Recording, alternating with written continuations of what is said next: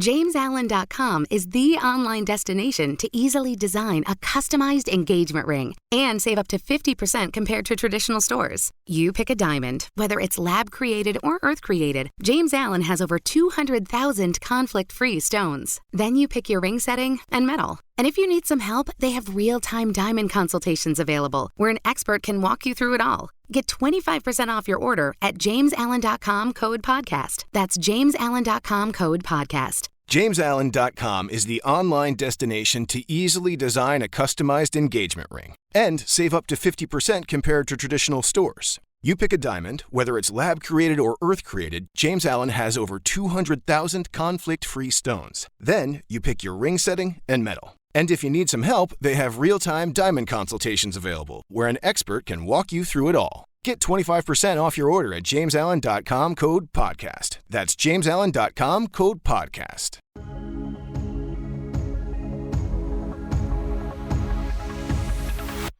Welcome in here to the Friday Shoot-Around. I am Ryan Gilbert. Today we are joined by former Wildcat Austin Budke. Kansas State coming off of an 80-76 loss on the road against Iowa State. Before that, K-State did pick up a win at home against Texas Tech. We'll be diving into those games and taking a look ahead at Kansas State's schedule. Before we do, though, we're sponsored by the Part-Time Beverage Company. Be sure to check out the Cape Cod, the club special at your local liquor store. Be sure to check all of that out. Austin, dude, how you doing?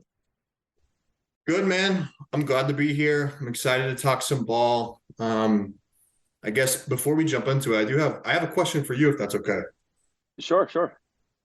So, you're Ryan Gilbert. You're starting this new podcast, this new big thing. Myself, a lot of other K-Staters have been following your work. Walking me through the decision-making process when you're sitting down to pick your first guest. And more specifically, how did you land on my guy, Pearson McAtee? Man, Pearson's he's my guy. I don't know. I feel bad that I did pick you, but we're here now, right?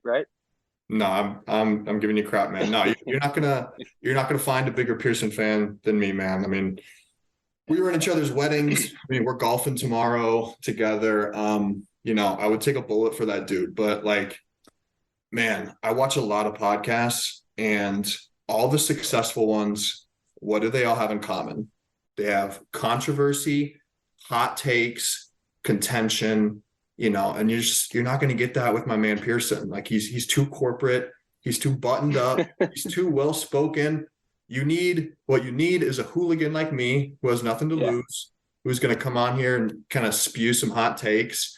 And I'm just going to say what I think. You know me. We've done interviews in the past. I kind of ramble on and just kind of say whatever comes to my mind. That's what we need. So let's talk some ball, baby. Let's get into it.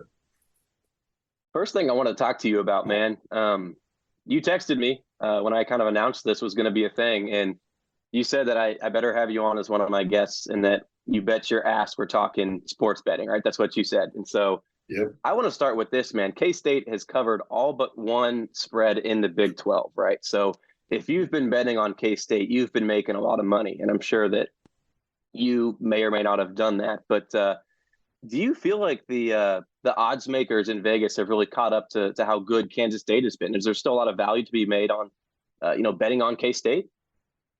Wow, I didn't know that. They've covered every game except one in the Big 12? Yeah, TCU game on the road, obviously. TCU? Yeah, yep.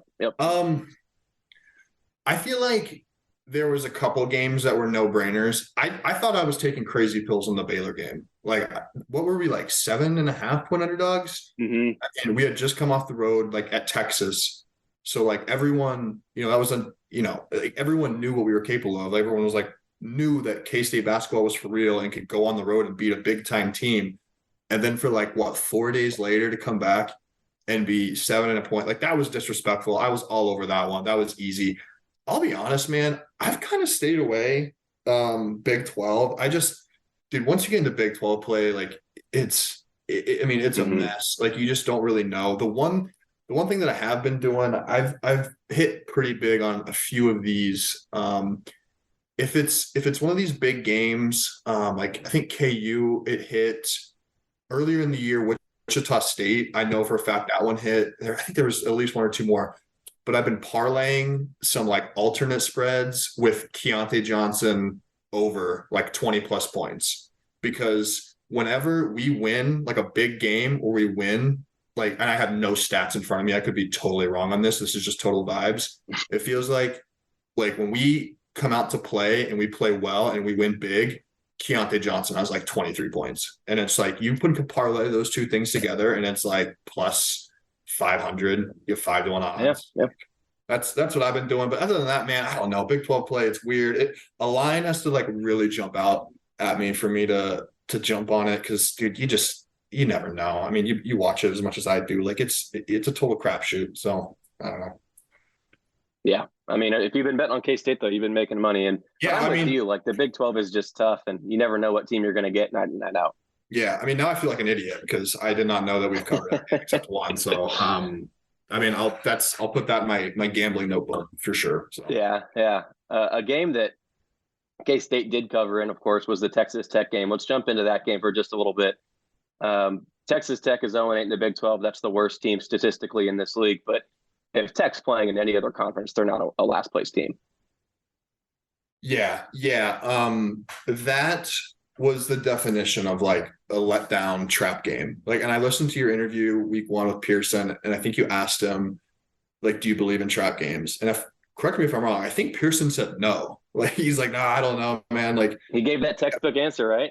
Yeah, no, dude, there are 100% trap games. Like, they come in different forms. They're not as easy to predict as like a lot of people think. Like, I people throw that term around a lot. Like, oh, that's a trap game, and it's like, well, to me, I think a trap game is like a mixture of what time is the game, like what day of the week is the game, like what was the previous game, how many days ago was it, were we on the road, was it a long trip, like all those things like play into a factor. And I think like Texas Tech, man, like just coming off the high of the big KU win, and like playing at home against a team. What were they, 0-6 in league? I mean, they hadn't been able to win. Like, dude, like I saw that one coming a mile away. And yeah, dude, like Texas Tech, like they're really challenged offensively. Like they probably should have won that game, if I'm being honest. Like we did not. I mean, we kind of came out snoozing, which, like I said, it's going to happen. In Texas Tech, if they're like 5% better on offense, they probably win that game. But you're right, dude. Like those guys are animals. They're studs. They have some absolute grown men on that team. And it was weird because I actually I met up with Pearson. We went and did like a indoor golf simulator thing here in Kansas City. I left my house, I think at the under 8 or under 12 media timeout in the second half, whatever one of those two media timeouts. And I think we were losing, or it was a tie game. And I had a 25-minute drive to the place I was meeting Pearson at. And I got there and I parked and I sprinted in to look up on the TV to see what it was. And there was like 2 minutes left and we were up 12. Like, what happened? You're going to have to fill me in because I don't even know. Like I left and it was a close game, and then we come back and I mean, 25 minutes later and we're up by double digits. Like, that was crazy. Yeah. K-State was just kind of sleepwalking through that, I guess, first 30 minutes of that game. And there was probably a little bit of a hangover from, beating Kansas. I don't know if you saw this, but Jerome Tang, he called off the first practice, like after that KU game. So I think K-State's a better team, and they kind of woke up and got a win, but it didn't come easy. And I think for the first part of that game, K-State was kind of thinking it would be easy. Yeah. I mean, it happens, dude. I went through a lot of stinkers while I was at K-State. So trap games are real, no matter what Pearson McAtee says. It is a real thing. Let's turn the page. Let's talk Iowa State, this last game from Tuesday. I want to ask you, Ish Massoud, like a player in specific, is a guy that kind of got bullied down low a little bit. Like his offense is great. He really did make some good, contributions on that end of the floor. But, Austin, you're not the strongest guy. You were never the most physical guy in the Big 12, but you could hold your own, like based off of what I remember watching you in the Big 12. And so is it just a matter of effort? Is it, your technique? Is it just, denying entry down low? How does Kansas State improve on its interior defense? I mean, dude, honestly, a lot of it does just come down to like pure strength. Like, I don't know. I don't know. I didn't play with Ish. I honestly don't think I've ever met him. Like, I don't know what his like stats in the weight room are, but it's like, it's pretty rare for someone to be like strong in the weight room, like put up good numbers, and then like go out and just like there's some people that are just inherently unphysical. And I don't think that's Ish. Like I don't get the sense that he's out there shying away. He doesn't like contact. Like I don't get that sense. Like for me, dude, like that was like one of the only things I was good at was the weight room. Like I was fairly strong. I lifted weights my entire life, like because I went to a small town, played football. So I was like lifting weights since I was like in 6th grade. So I had to step up in that regard. There's a lot of things that I didn't have. Like I didn't have the height, I didn't have the wingspan. I was smart and I was strong. Like that's all I had. And so like I even still got bullied. Like there are absolute grown men in this league. So I don't know, man. Like I've struggled to like see that as well. Like, I mean, my God, Iowa State found a cheat code in the last 4 minutes. You know, they were throwing it to that Osuni kid. I mean, he was like 6'10", like he's not even big, probably like 6'10", 230, 240. But I don't know, man. I just think our bigs are so slight. Like we don't really have like I think the most underrated player type in college basketball, and particularly the Big 12, are like the DJ Johnsons, like the 6'7", 6'8" dudes that weigh like 245, that can bench press 185 pounds like 30 times, and like, you know, soft hands around the rim, but like you can't shoot, can't dribble, but like are just absolute pain in the asses. Like those are the worst guys to play. Like my senior year, we played at Tennessee. Grant Williams, who's like a really good player for the Boston Celtics right now. Grant Williams was a true freshman. He was 18 years old. He was a hoss. He was so thick and he was so strong. He couldn't shoot like at that time, but he made such a difference just because he just moved people. Like him boxing me out. Like I think I still have a bruise in my thigh from when Grant Williams boxed me out like 7 years ago. Like those type of people are indispensable. And like, I don't know, I talk to Pearson and Mason and some of my other buddies about this all the time. Like I think that's the one like piece this team is missing, is just like that like super physical, like 6'8" guy, like that, you know, doesn't really stretch the floor a ton, but like you can plug in and play like 20 minutes. And they're gonna have like 6 rebounds and like 4 fouls, but they're like, you feel them, like they're impactful. So I don't know, man. You know, obviously it's too late in the season. We can't really like add people. There's no trade deadline. So we're kind of like, you know, we kind of got to make do with what we have, but you know, we'll see. You like to think that we make some adjustments and we find ways around it, but who knows?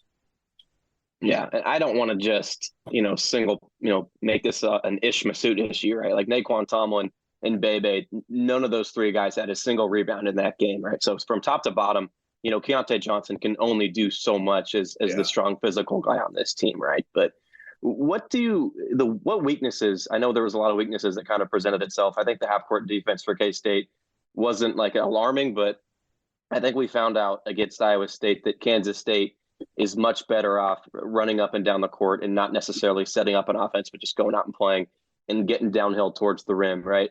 What weaknesses do you think have been presented, I guess, not just with the Iowa State game, but throughout the whole Big 12 slate?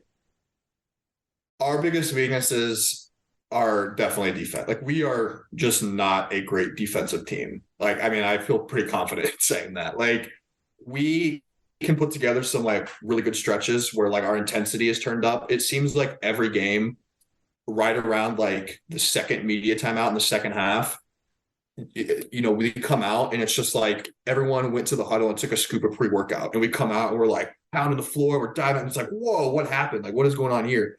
And we get like string like 3 or 4 stops together. So like we can salvage together like good strings, but like I think just like discipline wise, like we kind of float all over. We switch everything, which I think is a really good thing. Like that is, I mean, the best defense that you can run is just switching everything, because screens are so hard to guard, particularly like ball screens against a good guard. So it's very clear that we feel comfortable switching. And I think that's great if we have the right personnel. I just think, man, there are times where we get really lazy with our switches, like especially like Iowa State. They run such clean sets. Like they come down, they slow the pace. They have like the slowest tempo in the country. And they come down and like they run their stuff for their best players. And like we were just chasing them. I mean, they were setting like double pin downs for Kalsher like all night, and he was just coming off getting wide open looks. Like we were getting lost. We were doing lazy switches. Like I think that really showed against Iowa State. And I think the biggest issue that we have, and it didn't show against Iowa State, who it really showed against was TCU and Baylor and Texas, is our transition defense. Like we really struggled to get matched up like when the other team's pushing it. Like, I mean, there's a few possessions in like some of the Baylor Texas games where like it wasn't even like a live ball turnover. Because you think about it, there's going to be situations where we make a sloppy turnover and like they get it and they have a fast break. Like those happen. And like they happen quite a bit for us just because we're such a high pace offense. We're going to have more turnovers. Like I could live with those. It's kind of like high risk, high reward. And I'm a gambler, so like that's cool with me. But like the ones that like, can't stand are like, we work the clock, we get a good shot up, the defensive rebound, and they're pushing it and they're still scoring. Like those are unacceptable at this level. Like you cannot let like fast break transition like points on just like routine rebounds. And like it was funny because watching the TCU game, I mean, the first like 5 minutes, I was like, oh my God, TCU is running us up the floor. And like, I didn't know a ton about TCU. And I just like sitting there in my mind, like, this is bad. Like our transition defense like looks horrible. And then like 30 seconds later, they pop up a stat how TCU has like the highest tempo in the country. I was like, oh, okay, well, yeah, that makes sense. And then like conversely, it was the same thing with Iowa State. I was watching the game, didn't really know like a ton about like Iowa State's pace. And I'm like, man, like our transition defense looks a lot better. Like, they're not really getting out in fast breaks. And then like, later in the game, they pop up that Iowa State has the slowest tempo in like Division I. It's like, oh, okay. So, I don't know, man, like those are the two things I think defensively, like, like I said, we can really like ratchet up the pressure and kind of like force mistakes at times. But I think, if we're going to like have sustained success in this league, like you have to be more disciplined than like some of these teams that just run like really good offensive stuff. Do you think that a guy like David Gasson would help that, or even maybe a guy like Colbert? I know he's redshirting, but if he were available, how much would that help K-State to have a true center down low? I mean, it definitely would help. I really kind of like the lineup we have, honestly. Like we play a lot like an NBA team, like the modern day like NBA is just like throw a bunch of guys out there that cannot kind of all handle the ball. And we're going to be like undersized. Like, think of like what the Warriors have done, like the Nuggets, like Jokic is, obviously just an absolute like mammoth, but he's so skilled with the ball. Like a lot of our guys are like some of our best lineups are when like Naquan Tomlin is like the 5-man. Cause that's like really scary because he can handle the ball. So I don't really hate those lineups. It's just, it's kind of give and take. Like you can't have your cake and eat it too. Like if you're going to throw those guys out there, like you kind of have to be okay with giving up some rebounds and stuff. So I think Gasson is like a good like flex. Like he does seem to like show a little bit more. I don't want to say like, because even he's just like a slight guy. Like he's not the most built guy in the world, but like sure, like we do seem to be a little bit like better down low. I think it's just kind of a product of like how we play, which is so foreign to like me and like my perception of Kansas State basketball. Like this is just like, it's just so, it doesn't register in my brain. It's like, we're going to be like 20 games in and I'm like, finally like, okay, this is how we're going to play basketball. Like finally getting used to it. So I don't know, man. It's just one of those things. Like I said, we kind of got to like roll with the players we got. And I love the players we have. I just think there's, it's not perfect. Like this is college basketball. You're not going to roll a team of guys out there that are 100% perfect. And I think like the one spot, that we've kind of hit on is just like that interior defense and rebounding, which I don't know what you can do about it, man. We'll go ahead and take a quick break here on the Friday Shoot Around. I am Ryan Gilbert. He's Austin Budke. We're sponsored by the Part-Time Beverage Family. Selling a little or a lot?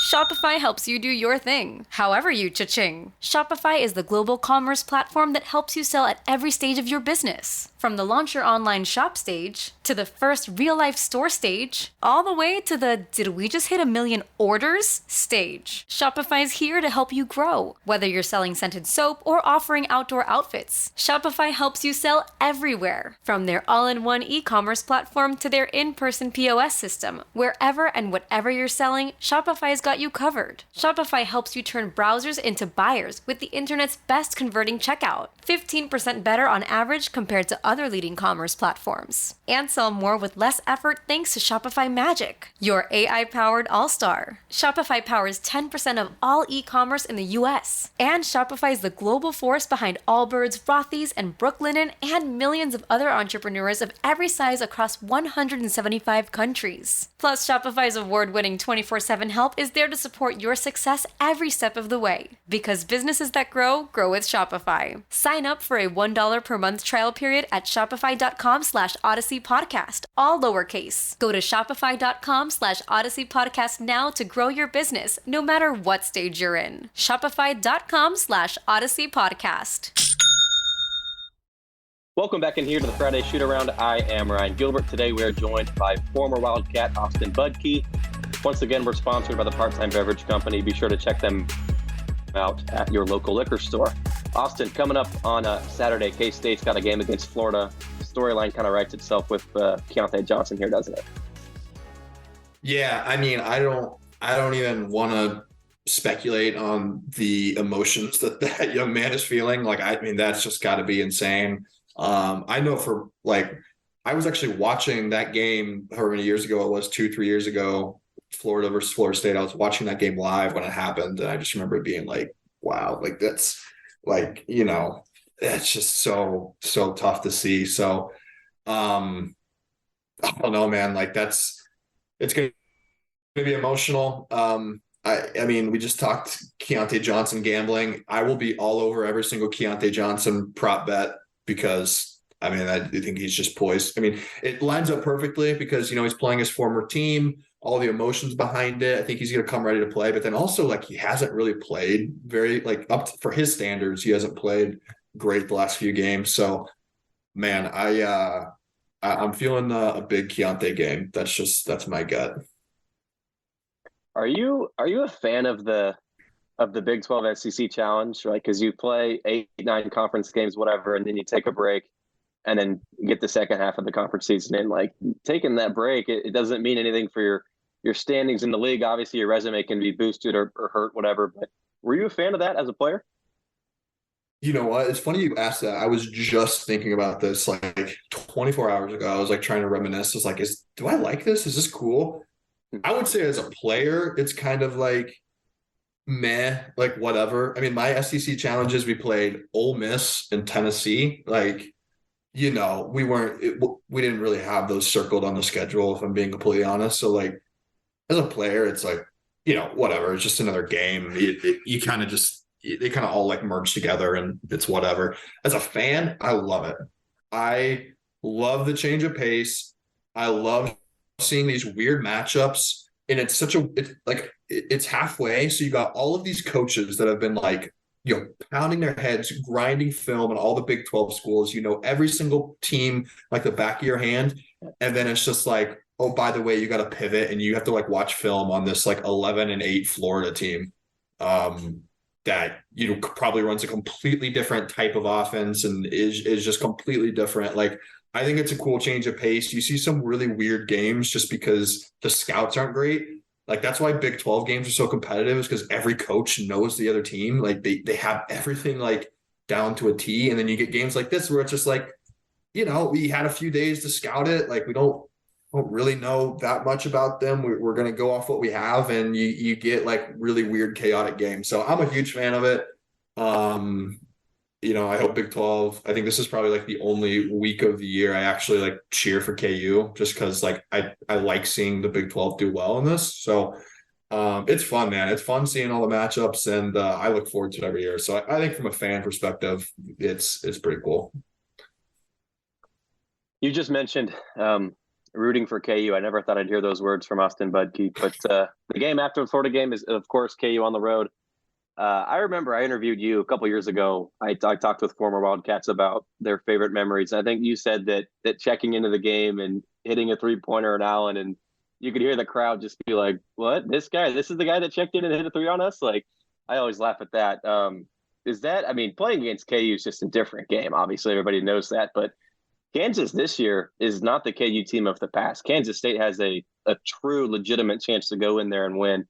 and I don't think it's going to take a miracle to beat them in Allen Fieldhouse. Would you agree with that? I'm gonna try my best not to give like bulletin board material, because I know as soon as I come on here saying, okay, State's gonna win, it's just gonna bite me in the ass. So yes, my answer is yes, we definitely can win. And like if you think about it, like at least when I was playing, maybe not so much like the last like 2 years, but I would say the 2 years that I was at K-State and then the year after, and then maybe the year after that, yeah, there was like a 4-year stretch there where we played really well in Allen Fieldhouse. Like we had like some really close games. I think it's one of those things where I think the atmosphere like gets a little overblown, not in the sense that like it's not crazy, because it is. Like I'm not going to come here and sit like, oh, Allen Fieldhouse, it doesn't get that loud. Like it does. Like people, K-State fans who are like Allen Fieldhouse is a lame, or like, no, it's historic. They show up, they get loud.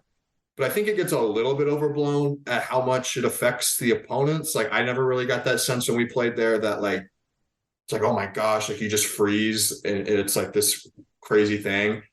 I think the one thing that does happen though is KU definitely, like they come to play at home. Like, I don't know what it is about those damn rims, dude. I have had a long-standing conspiracy theory. Like something is going on with the rims in that arena, because, and once again, I have no data to back this up. It just feels like KU shoots like 10% better at home. It just feels like they never miss. Like guys that haven't made shots all year make shots. We all know they're going to get a few calls. Like every home team gets calls. So, I don't know, man. I think if you're just talking like pure basketball, like head to head, like, yeah, like we can definitely win. Like, KU is a weird team. I know like our game at home, probably the difference maker is like how bad they shot. Like they shot really bad from three. And I saw, I have some KU fans in my life that were like, oh, if we would have beaten you, if we would have shot better. And like my rebuttal to that would be like, you guys just aren't like a great shooting team. Like, Harris, the point guard, and like Kevin McCullough, like those guys aren't great shooters. So it's not like, I'd say the one outlier was Grady Dick. Like he had a bad shooting night, and so you can't expect that. But for the most part, like, but outside of like Jalen Wilson and Grady Dick, like they're not a great shooting team. And I think, at least when I was there, we always like had a scouted of like, all right, this guy can't shoot, like leave him wide open. Like there was times in the second half where like we were just leaving Harris like wide open at the top of the key, like giving them wide open shots. And like, sure, he'll hit a few, but I mean, if we're playing like odds and statistics, they're just not great shooters. And so I think we kind of just go in with the same game plan where, I mean, if I'm Coach Tang, I am like running drills in practice where like, I'm chopping off Jalen Wilson's right arm. I mean, my God, that dude almost beat us single-handedly with his right arm. That dude just he got the ball and would just drive right every single damn play. I'm texting my buddies like, can we just take his right hand away? Like this is like middle school basketball. Like the guy's obviously dominant right-handed. So I think we make a couple of those like adjustments, but for the most part, like just play the same game. Leave the guys open that can't shoot, and if they make some and they beat us by 20, like so be it. But I think we have the right game plan. We match up well, and I mean it's going to be a fun game. Too bad it's going to be on ESPN Plus, and you have to pay $5. Right. Whatever. That's another story though. If Kansas State does win this game, I don't want to say that K-State's in the driver's seat, but they'll have a real chance to win the Big 12. What do you think it's going to take from this team to win the Big 12? Luck. A lot of luck. I mean, dude, I'm just like beating a dead horse here, but this conference is brutal, man. And I think you have to win the close games because you're going to be in so many of them. And that's like the one thing that has impressed me the most with this team is just like kind of our poise down the stretch. Like even Iowa State, like we could have easily won that game. It's not like we just choked. Like we actually came back and like played better down the stretch. So I think a lot of that is just luck. I mean, if you talk to a lot of like statistics nerds, they'll tell you like winning close games is more luck than it is like skill. I mean, think about like the Minnesota Vikings. They like broke the record this year in the NFL for like most one possession wins, and then they flamed out in the playoffs. So I think I have Ken Palm pulled up right here where the Ken Palm luck rating. We're 26th in the country in luck statistically. So, Okay.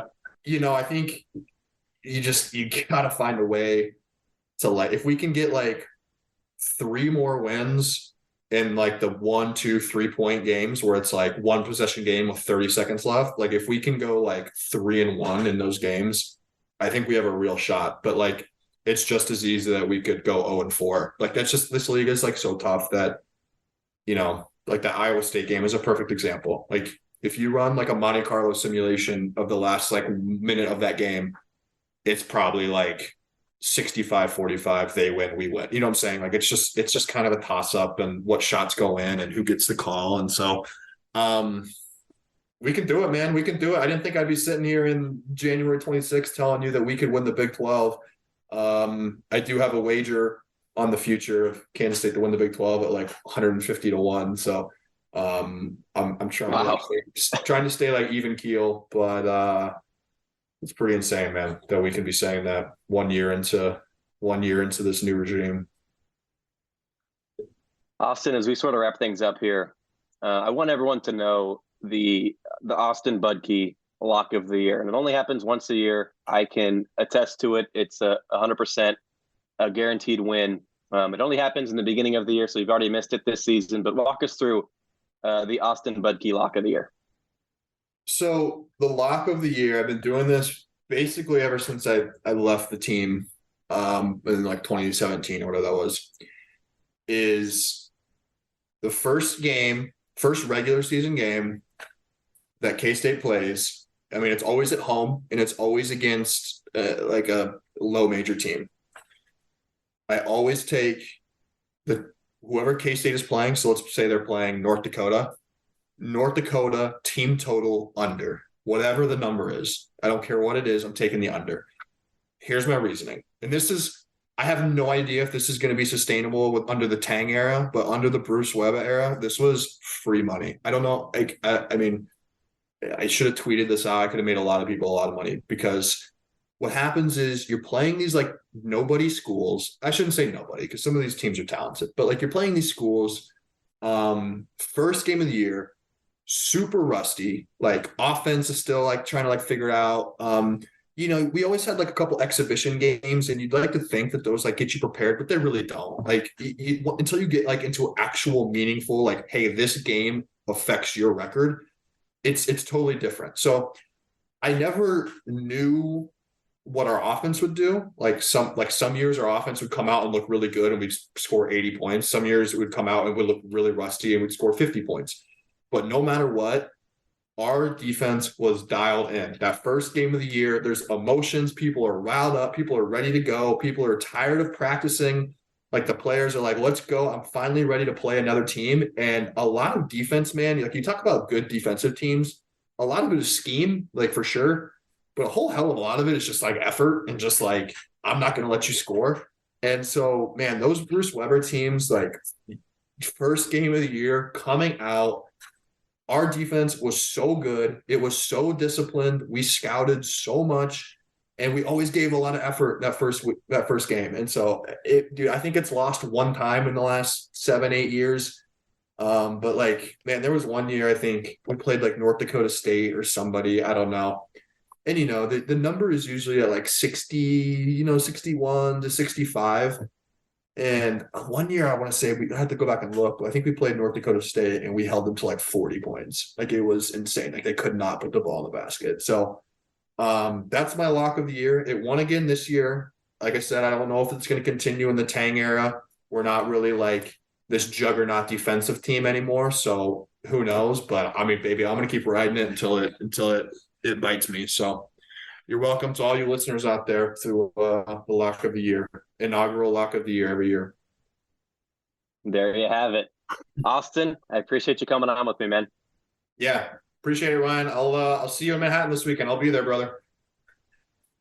Once again, that was Austin Budke. I am Ryan Gilbert, and this is the Friday Shoot Around, sponsored by the Part-Time Beverage Company.